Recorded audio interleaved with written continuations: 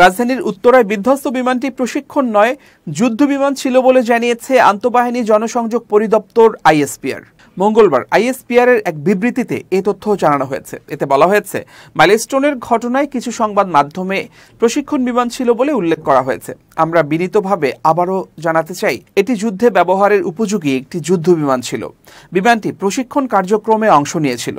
ISPR জানিয়েছে, গতকাল সোমবার দুপুর 1:06 রাজধানীর কুর্মিটোলার বিমানবাহিনীর ঘাঁটি একে খন্দকার থেকে উড্ডয়নের কিছুক্ষণ পর FT-7 বিজিআই যুদ্ধবিমানটি স্কুল চত্বরের একটি দোতলা ভবনের ওপর এসে বিধ্বস্ত হয়।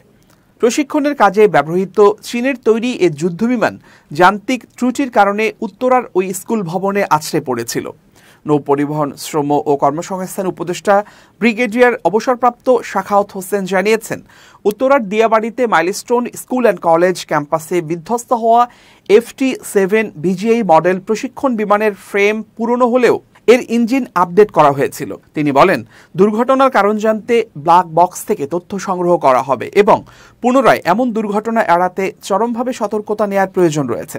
সোমবার দুপুর 1:18 দিকে রাজধানীর উত্তরার দিয়াবাড়ি এলাকায় মাইলস্টোন স্কুল অ্যান্ড কলেজ ক্যাম্পাসে বাংলাদেশ বিমান বাহিনীর FT-7 বিজিআই মডেলের একটি বিমান বিধ্বস্ত হয়। আছড়ে পড়ার পরপরই বিমানটিতে আগুন ধরে যায়। বিমানটিতে ফ্লাইট লেফটেন্যান্ট তৌকির একাকী আকাশে উঠছিলেন।